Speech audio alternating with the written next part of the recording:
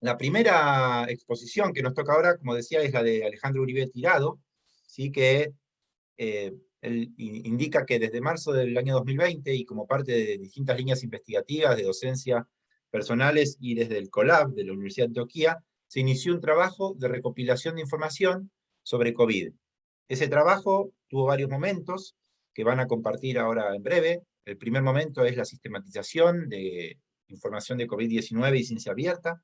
El segundo momento, reflexión sobre la pandemia, algo que denominaron polifonía, y nos van a contar enseguida qué es. Y un tercer momento de seguimiento de alertas, de noticias sobre COVID-19, y a la par de todo esto se realizó el seguimiento de noticias de Google News y la captura y clasificación automática de estas noticias.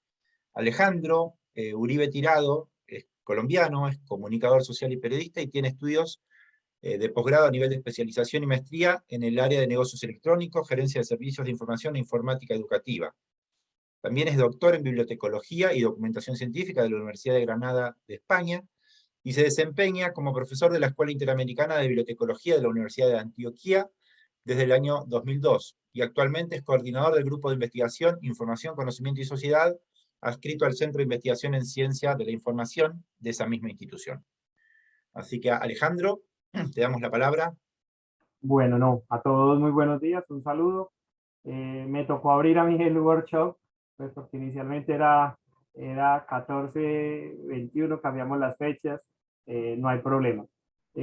Cuando nos contactamos por primera vez con Luciano, pues nosotros somos un grupo que se llama Colab, que es un grupo interdisciplinario que inició en la Universidad de Antioquia entre varias dependencias, pero que ahora ha crecido con otras universidades.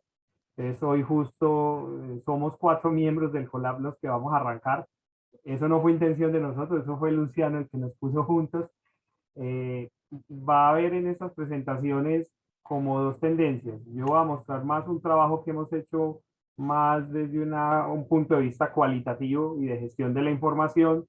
Entonces, bueno, arranco yo por ese lado, después va a seguir Gabriel con Impactu, que sí es un asunto más de métricas cuantitativo. Entonces vamos a tener como las dos cosas, porque después viene eh, la presentación de lo que se ha hecho con capturas automáticas de Google News, que se ha hecho con Darío, y después del receso viene a lo que se ha trabajado en ontologías. Entonces vamos a mostrar como dos maneras de acercarnos a estos temas de medición y de otras formas de medir, unas más de acercamiento cualitativo y otras más de acercamiento cuantitativo. Entonces a mí fue el que me tocó arrancar.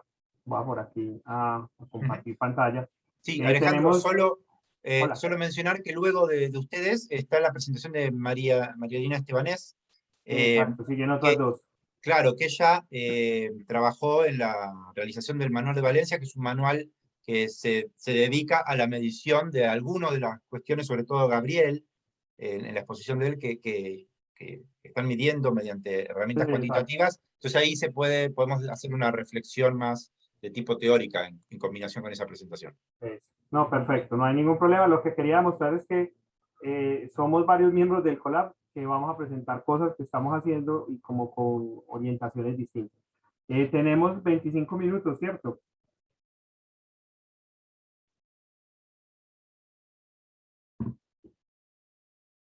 Luciano, tenemos 25, ¿cierto?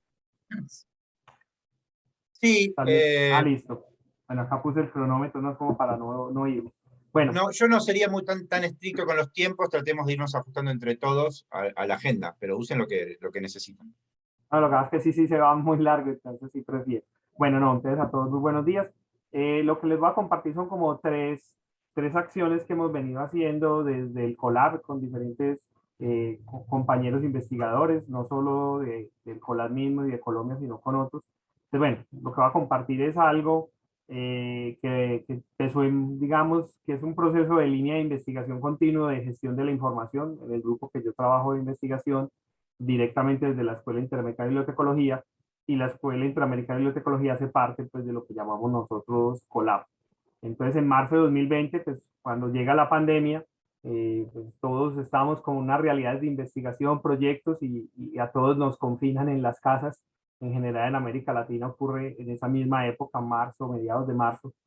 eh, y empieza pues como otra forma de trabajar y empieza una abundancia de información sobre el COVID. Entonces yo me voy a centrar más en el tema del COVID. Van a ver que en las otras cosas del collab que estamos haciendo no es solo el tema del COVID, es otras formas de medición, pero en esto del COVID podemos ver que hay otras maneras de acercarnos como a la ciencia. Entonces, eso es lo que yo les voy a compartir esta mañana. Son esos tres puntos: sistematización de COVID y ciencia abierta, una reflexión que llamamos nosotros polifonía frente a esto que está ocurriendo y los cambios que se están dando en la ciencia y en la comunicación científica por lo que ha generado el COVID, que adelantó procesos.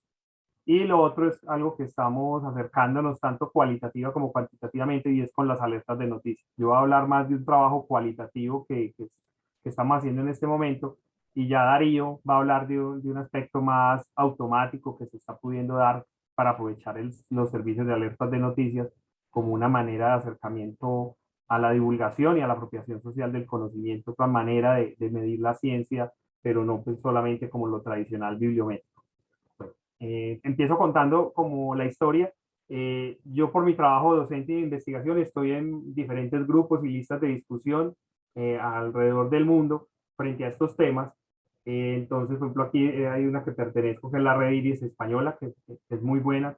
O sea, son grupos de discusión académicos en diferentes áreas temáticas que uno se puede suscribir pues, estando desde América Latina. Pues yo como hice el doctorado en España, pues también la conocía desde allí.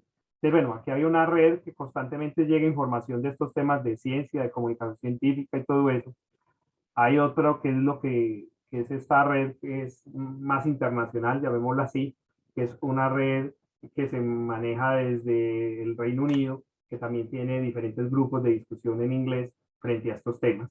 Y finalmente, pues Google tiene una gran lista de grupos donde se puede estar. Entonces, bueno, yo por mi formación como periodista y también pues como con la cercanía con la bibliotecología, pues siempre he tenido una dinámica de estar en estas redes con dos objetivos: compartir lo que uno hace, pero también aprender de todos los colegas y estar como al día. Cuando llega marzo de 2020, empieza una avalancha de información sobre el COVID y pues, qué se va a hacer en gestión de la información. Y esa avalancha de información era constante, es decir, creo que de la experiencia que yo tengo en estos 15, 20 años de trabajo, nunca se había dado algo así, creo que todos lo hemos vivido. Y en todas estas listas y grupos de discusión empezó a surgir, bueno, mire, hay esta base de datos, esta empresa acaba de abrir este contenido, este grupo de investigación acaba de subir todos estos trabajos que hay sobre lo que han trabajado en relación con el COVID y están en este repositorio. Es decir, empezó un movimiento de compartir información para tratar de mirar cómo trabajábamos esto en el mundo, tanto en el mundo, digamos, lo académico investigativo como para la vida diaria. Cuando empieza ese movimiento, yo empiezo un trabajo de empezar a recopilar todas esas informaciones, sobre todo desde una perspectiva de qué se está compartiendo desde la mirada de ciencia abierta y específicamente de acceso abierto y de datos abiertos. Empiezo a recopilar y empiezo a armar como una lista, pero era más como un interés personal. Pero cuando empiezo a hablar con otros colegas, era tanta la información, pero era una información disgregada, que se estaba perdiendo y no había un espacio donde se estuviera como condensando eso. Entonces ahí inicia como un trabajo que se hace entre marzo y abril del 2020 y a tratar de estructurar y recopilar toda esa información que se estaba compartiendo en diferentes grupos. Si ustedes se dan cuenta, eran más o menos unos 70 grupos y listas que pues, tengo el servicio de resúmenes. Entonces no es que sea diario que uno lo viera cada correo, sino que hay la posibilidad de hacer una curación de contenidos, como se dice ahora, y a ir seleccionando esa información. Eso llevó como un primer trabajo que se publicó en abril de 2020 y era una recopilación de todo lo que se estaba haciendo en ciencia abierta desde compartir del COVID. Entonces era qué se estaba compartiendo en acceso abierto, entonces bases de datos abiertas, repositorios, revistas que estaban sacando, preprints, todo este asunto que diríamos que es el mundo del acceso abierto con una temática específica que era el COVID. Lo mismo con datos y eso, entonces se genera pues esta publicación. No la voy a abrir pues porque nos demoramos, pero se genera como este primer trabajo de sistematización frente al COVID. Cuando lo publico en abril de 2020, lo comparto en estas mismas redes, pues con el objetivo de que a la gente le sirviera, especialmente como con dos intenciones. Los grupos que están cercanos a las bibliotecas estaban llegando todos los grupos de investigación pidiéndole, venga, ayúdenos a sistematizar eso, queremos tener información, cómo respondemos. Entonces llegó a este público y también a grupos de investigación que trabajamos el tema pues en el mundo de ciencia abierta y comunicación científica con los que uno tiene relación. Cuando se publica en abril, aparecen varios colegas de América Latina, que aquí los pongo, a Jimena del Río, a Sandra Reiner y a Jaime Ochoa, que sí trabaja con nosotros, diciendo, venga, ¿por qué no creamos esa primera versión que tú hiciste? Pues hagamos un wiki, empecemos a hacer un trabajo colaborativo gestionado por nosotros, pero abriéndolo a otros colegas que quieran participar y tratamos de hacer una gran recopilación sobre qué se está publicando en COVID-19 desde una perspectiva de ciencia abierta. Entonces se genera este trabajo que duró entre abril y junio de 2020 y sale una segunda versión de esta recopilación. Esta segunda versión de la recopilación, pues obviamente es aumentada porque aumentan los recursos que se comparten, hacemos ya varias personas el seguimiento y la curación de estos contenidos para tratar de hacer una sistematización de lo que se estaba disponiendo en el mundo de Internet en ciencia abierta y catalogándolo. Hacemos versión pues en español y hacemos una versión en inglés porque cuando hacemos un benchmarking nos damos cuenta de que no hay esto publicado, es decir, estaba saliendo muchas cosas publicadas a nivel mundial, pero todas eran atomizadas. Entonces, en estas 70 listas o más que podíamos estar todos participando, nos dábamos cuenta de pues, que cada día aparecía un mensaje, tal revista acaba de abrir un contenido, tal repositorio, estos datos ya están allí, pero no se hacía como una sistematización de juntarlo, no había ni en español ni en inglés, y bueno, sacamos como la versión en inglés, digámoslo así, y bueno, ha tenido como una muy buena acogida. Entonces, este trabajo cualitativo de tratar de sistematizar, pues genera estos contenidos y ya ha sido muy positivo ver que no solo colegas de América Latina se han contactado y visto que, bueno, que eso ha servido, que lo han podido remitir a sus grupos de investigación y que sirvió en su momento, que era la intención, sino que nos empezamos a dar cuenta de que lo que habíamos hecho desde América Latina para tratar de recopilar información científica desde esa perspectiva de ciencia abierta del COVID empieza a ser consultado y citado por colegas de otros lugares del mundo. Entonces ese era como un primer mensaje que a mí me queda de esta experiencia y es que lo que podemos hacer en nuestra región puede ser sur-norte, siempre es como norte-sur y sí podemos hacer cosas sur-norte en gestión científica y eso es muy importante. De este texto que es uno de los que nos ha citado, quería resaltar, pues aquí está como la anotación, pero quería resaltar algo que es como lo que llevó el espíritu de este trabajo y era el hecho de que estamos en un mundo donde hay un movimiento que se llama ciencia abierta, que se está convirtiendo en la manera de hacer ciencia del siglo XXI, eso lo comparto, pero que esa manera de hacer ciencia abierta hay que hacerla bien porque las cosas buenas que puede traer la ciencia abierta se pueden convertir en lo contrario. Entonces, como dice aquí, es decir, la ciencia abierta es el camino, pero hay que hacerlo bien. Entonces, bueno, ¿cómo vamos a abrir los datos? ¿Cómo vamos a hacer acceso a las publicaciones? Hay una discusión en América Latina muy fuerte en estos momentos, y no solo en América Latina, en Europa, es lo del Plan S europeo, que decidió un espíritu positivo, abrir todas las publicaciones con fondos de la Unión Europea a 2023-2024 tienen que estar en acceso abierto. Eso es muy bueno porque muchas veces desde otras regiones del mundo, si no teníamos el acceso a esas bases de datos comerciales, pues no podíamos acceder a este contenido o tocaba acceder piratamente, digámoslo así. El hecho de que se abra es positivo, pero el plan S tomó la decisión de irse por el camino del APC, que genera otra discriminación para los países del sur. Entonces, es uno de los trabajos que estamos haciendo desde el COLA, acercarnos a este tema de medir el APC. En América Latina solo hay un estudio en Chile, el estudio que hicimos nosotros para Colombia, ya con datos exactos de cuánto nos estamos gastando en APC y promedios. Se está haciendo uno para Argentina, donde nosotros también estamos colaborando, y hay un estudio que próximamente también saldrá en Uruguay. Entonces, el tema del APC es un tema crítico en lo de ciencia abierta, y el otro tema crítico en lo de ciencia abierta es qué datos vamos a compartir desde América Latina, cómo los vamos a compartir, si los estamos compartiendo o no, o incluso el cómo vamos a responder a que varias de estas multinacionales están acercándose a nuestras universidades a comprar esos datos. Ese es el oro de la investigación, los datos de investigación. Pensábamos que eran los artículos, ya ese no es el oro son los datos y cómo vamos a responder frente a ello. Entonces, bueno, ahí hay unos puntos críticos que el COVID-19 impulsó cosas, eso es lo que quería terminar. Es decir, el movimiento del acceso abierto ya lleva 25, 30 años, pero el COVID-19 impulsó nuevas prácticas, cosas que se hicieron incluso desde esas empresas comerciales que abrieron por lo menos sus contenidos. Eso fue un aspecto positivo de responsabilidad social, pero ya está pasando el COVID-19 entre comillas y están volviendo a cerrar los contenidos. Entonces hay un movimiento fuerte, especialmente desde bibliotecas de Estados Unidos, cuestionando por qué vuelven a cerrar la ciencia cuando la ciencia se produce normalmente desde fondos públicos.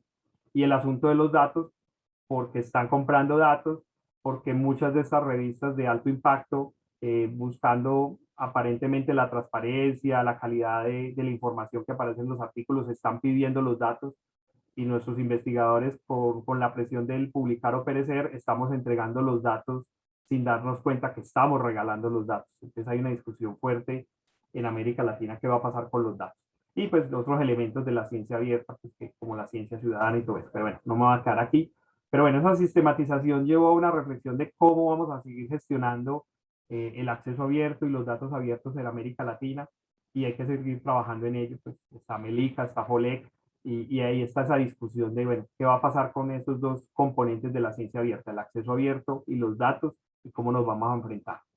Bueno, lo segundo que quería compartir, no, vamos bien de tiempo, era estas mismas reflexiones. Tenemos un grupo interdisciplinario, no solo el COLAB, sino este se llama Redíconos, donde participan diferentes universidades de Colombia. Y con esto mismo que estábamos viviendo del COVID, en nuestras reuniones empezamos a reflexionar esa pregunta, es decir, ¿qué está cambiando el COVID en nuestras prácticas científicas, en la misma medición de la ciencia? Y se hizo pues como un esfuerzo de tratar de sacar un texto común, es este, pues el que está en acceso abierto, lo pueden buscar en internet, y es Polifonía para pensar la pandemia. Pues este es un libro que se hizo desde la Universidad de Antioquia con diferentes grupos de investigación. Nosotros somos uno de los capítulos, y eso nos lleva a pensar en algo, y es, lo que quería decir es, esta es una cita del periódico El País de España, que sale en junio de 2020, y es muy llamativo porque en este artículo el periódico El País de España empieza a citar a grupos de investigación donde consultó qué cambió el COVID, que está cambiando en la ciencia.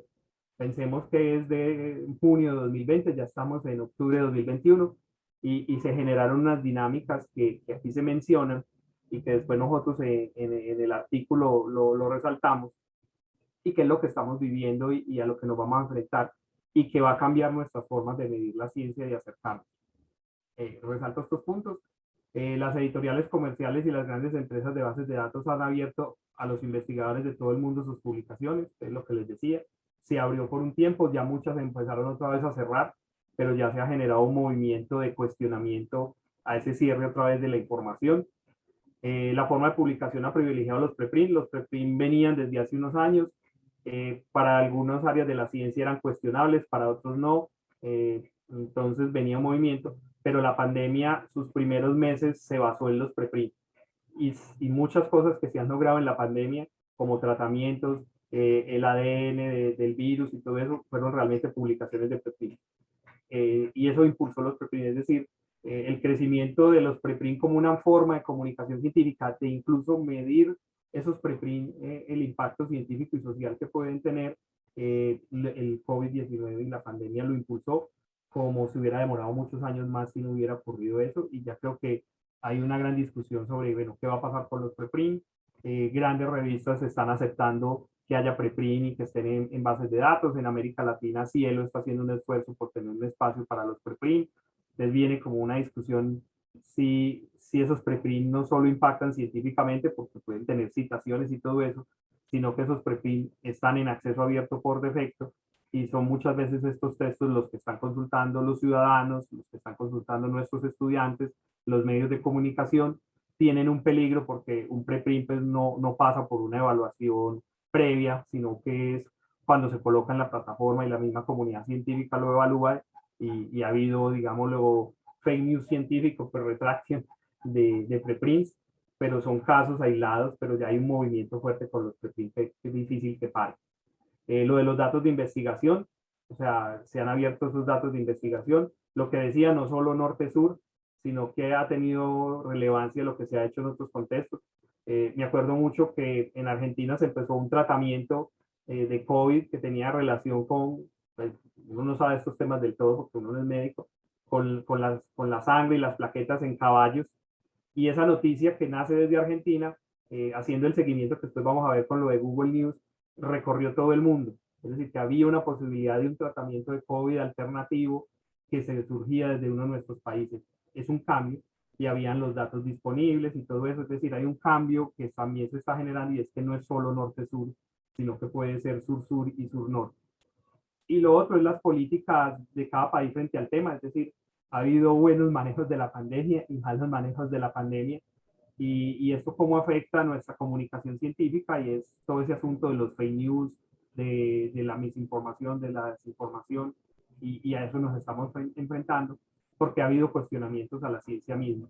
Y ya es la duda, bueno, esto sí estará bien hecho, no estará bien hecho, esto tendrá unos intereses. Uno de los casos primeros conocidos es un artículo que se retractó donde uno de los autores tenía relación con una de estas empresas multinacionales de farmacéuticas y el artículo cuestionaba una de las vacunas, obviamente de la competencia. Dos de los autores no sabían que ciertos datos ese autor los había manipulado. Cuando el artículo se publica por preprint, la comunidad científica lo lee, empiezan a detectar asuntos que tienen problemas y tuvo que retractarse. Entonces ahí hay un asunto que esos intereses y juegos de intereses afectan y pueden afectar a nuestros políticos con las tomas de decisiones. No podemos olvidar casos como el de Bolsonaro en Brasil se tomaba ciertos medicamentos no comprobados por nadie, pero él decía que sí, pero había algunos estudios que aparecían diciendo que sí.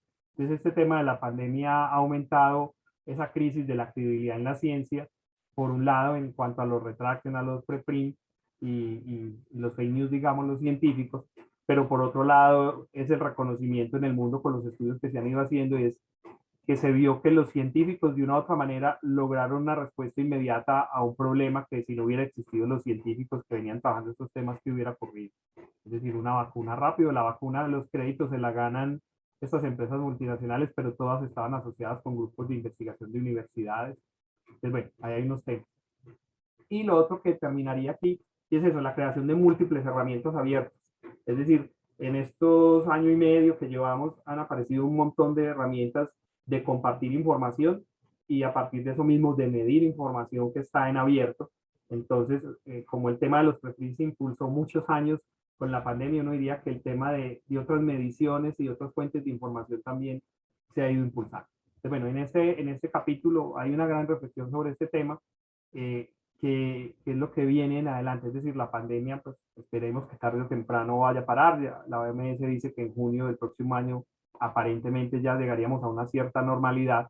Entonces diríamos, bueno, pasaron 2 años y esos 2 años, ¿qué nos lleva y qué es lo que viene frente al tema de la medición y la comunicación científica? Y el último tema que compartiría, me quedan 5 minuticos, vamos bien, y es que justo cuando se empieza esa sistematización y empieza como los cuestionamientos a los fake news, los retractos y todo eso, nosotros ya veníamos haciendo desde el Colado un trabajo y es reconocer que las noticias son un medio muy importante que nos permite la vinculación con el entorno. Ahí me estoy acercando a cosas del Manual de Valencia y es mirar que las noticias muchas veces reportan trabajo de nuestras investigaciones, dan crédito a nuestros investigadores, nuestros grupos, nuestros proyectos, y eso no se mide. Es decir, se mide la citación que aparecen en bases de datos, pero no se mide, entre comillas, digamos, la citación que se hace en medios de comunicación. Y hay que recordar que los medios de comunicación cumplen un papel muy importante porque son unos mediadores que van de la difusión científica, es decir, la publicación que es entre pares, pero los medios de comunicación logran hacer un papel mediador en lo que se llama divulgación científica o lo que se llama apropiación social del conocimiento, y eso no se estaba midiendo. Hay pocos estudios en el mundo, entonces nosotros desde el COLAB ya, desde el modelo que ahorita se va a presentar más adelante, habíamos visto un gran potencial en las noticias. El London School tiene un modelo donde las noticias y los medios de comunicación son uno de los agentes que se debe consultar, una fuente de información para medir impacto especialmente social. Entonces empezamos un trabajo que lo hemos hecho con grupos de investigación, pero aprovechando esa metodología que inicialmente fue cualitativa, ahorita vamos a mostrar como los aspectos automáticos con Darío. Se empezó a hacer un seguimiento a lo que ocurría con el COVID y las noticias. hicimos un trabajo de suscribirse a diferentes Google News, o sea, a diferentes, perdón, alertas de Google, utilizando Google News como la herramienta pues más amplia que hay en el mundo, aunque no está totalmente normalizada, pues es la más amplia, porque hay algunas otras de bases de datos de noticias, pero pues su alcance no es el mismo. ¿Qué empezamos a descubrir? Y eso es lo que quisiera como compartir y dejar ahí como una línea de investigación que estamos abriendo y que es importante por lo que les decía.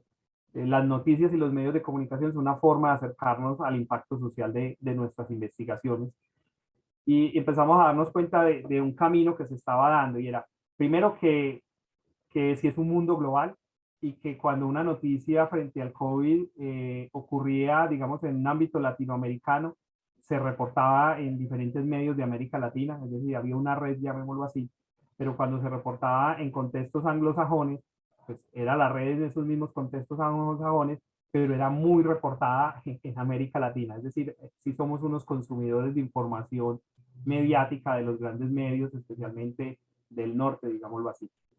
Estos son dos ejemplos que puse de ayer, que nos llegó en el alerta. Entonces, en estos momentos hay dos temas que están candentes. Cuando digo dos temas candentes es que son de esta misma semana casi. Uno es que en los contextos del norte, que viene ya ahora el invierno, pues era común la vacunación de la gripa cada año, entonces está toda la discusión de que si podemos tener las dos vacunas al mismo tiempo. Ya hay una empresa de estas multinacionales que va a vacunar para las dos, para COVID y gripa. Entonces, esas noticias que salieron de allí inmediatamente empiezan a reportarse en todo el mundo. Y el otro tema es lo de la tercera dosis. Justo ayer sale la noticia de que pues la FDA en Estados Unidos autorizó que hubiera una tercera dosis para Moderna y para la de Johnson, por ejemplo. Y hoy las noticias en todos los medios latinoamericanos es eso. Es decir, hay una conexión entre las noticias cuando se hacen estas noticias que tienen que ver con ciencia, digámoslo así, y si se hacen en un medio serio, empieza uno a encontrar que se están consultando investigadores. Entonces, el que coordina el COVID en Estados Unidos, Anthony Fauci, es famoso y sale en todos estos medios, pero no solo así, empiezan a aparecer estudios de tal universidad que dice la tercera dosis si es posible, hemos hecho tal cosa. Es decir, empieza a ver uno que hay una conexión entre los medios, pero que esos medios, cuando quieren reportar noticias científicas, están yendo a investigadores reconocidos, a grupos reconocidos y a proyectos, y eso da una visibilidad que no hemos medido. Entonces, eso se ha logrado con las alertas de Google News, pues por ahora se ha hecho un trabajo cualitativo y tratar de coger todas estas alertas, ir clasificándolas por temáticas y hacer esa conexión de si lo que se reporta a nivel, digamos, mundial, nuestros países lo divulgan también. Obviamente existen agencias de prensa y eso es lo más común, pero incluso hay veces sin agencias de prensa uno se da cuenta que nuestros medios están muy atentos a los medios del norte. Entonces, bueno, eso tiene sus cosas positivas y sus cosas no tanto. Esto es un ejemplo de los correos, entonces con las alertas permite llegar mensajes cotidianos, muchas veces abundan. Esta abundancia depende de puntos críticos, entonces por ejemplo lo que les decía, estos últimos 2 días, pues ayer es lo de Moderna y Johnson, que se autoriza pues una nueva dosis de refuerzo, y lo de la gripa que está pues candente pues en el no. ¿Qué es importante con este seguimiento de noticias? Que descubríamos al hacer seguimiento de noticias por un lado, aquí ya me sonó, me quedan como 2 minutitos, me los va a llevar, qué pena. Con los alertas de noticias nos dimos cuenta que hay una conexión entre la publicación científica, digamos, preprint y artículos con las noticias. Empezamos a darnos cuenta que ocurrían cosas como las siguientes. 3 meses atrás aparecía la discusión sobre si era pertinente una tercera dosis, esa sigue siendo, y un mes después empieza a aparecer preprint hablando del tema. O al contrario, aparecía un preprint o un artículo hablando hace 3, 4 meses de un tema y en estos momentos empieza a reportarse en las noticias. Entonces, ¿qué empezamos a descubrir?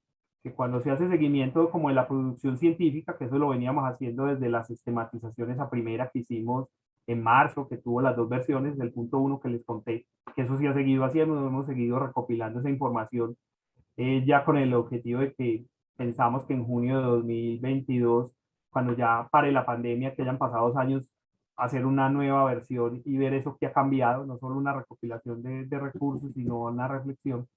pero empezamos a encontrar que había una conexión entre las noticias y las investigaciones por ambos lados. Bueno, íbamos recopilando la información y eso es lo que quería llegar.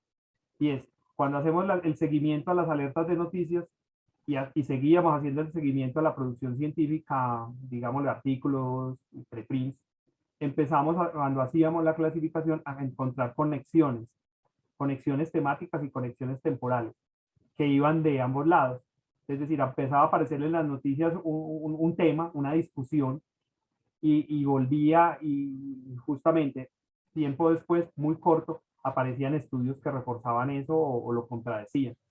Un ejemplo, pues eso que empieza a darse cuenta que hay una conexión entre ese impacto científico como de las métricas tradicionales con lo que se está llamando ahora métricas sociales. Uno en Dimension se logra dar cuenta de eso. Entonces, Dimension logra combinar dos cosas, la citación tradicional, pero mete todo el mundo de las Salmetrics y empieza a combinar ambas cosas. Y nosotros lo veíamos con las noticias. Termino con este ejemplo. Recuerdan que en varios de nuestros políticos, Trump, Bolsonaro, empezaron a decir pues, que si se tomaban tal medicamento, eso curaba el COVID. Y justamente encontramos con ese ejemplo algo, y era, estos grandes políticos empezaron a decir que era así, y a un mes después empezaron a aparecer estudios académicos y científicos donde decían que no era así. Entonces, ahí fue como primero los medios y después los estudios, pero también hemos encontrado lo contrario. Ahora hay toda la discusión de la tercera dosis, pero ya había estudios desde hace algunos meses donde se hablaba de las ventajas o no de la tercera dosis, del combinar vacunas, que son las discusiones que están habiendo en nuestros países, y esos estudios académicos son la fuente que ahora los medios de comunicación están utilizando para dar credibilidad y actualidad a sus estudios. Entonces hay una relación muy fuerte entre esto hay que medirlo más automáticamente, nosotros lo hemos hecho hasta ahora cualitativo, uno diría que con lo que va a presentar Darío y con otras formas se podría hacer, o sea, podríamos hacer una medición de esa relación noticias y producción científica del COVID y ver esas relaciones que finalmente nos están llevando a una interrelación entre impacto científico e impacto social. Bueno, no, yo quería como compartirles estos trabajos que estamos haciendo, bajar aquí de compartir. Y no, pues ya sería en la discusión pues para hablar de estos temas y otros asuntos que estamos haciendo desde el Colab de la Universidad de Antioquia. Muchas gracias.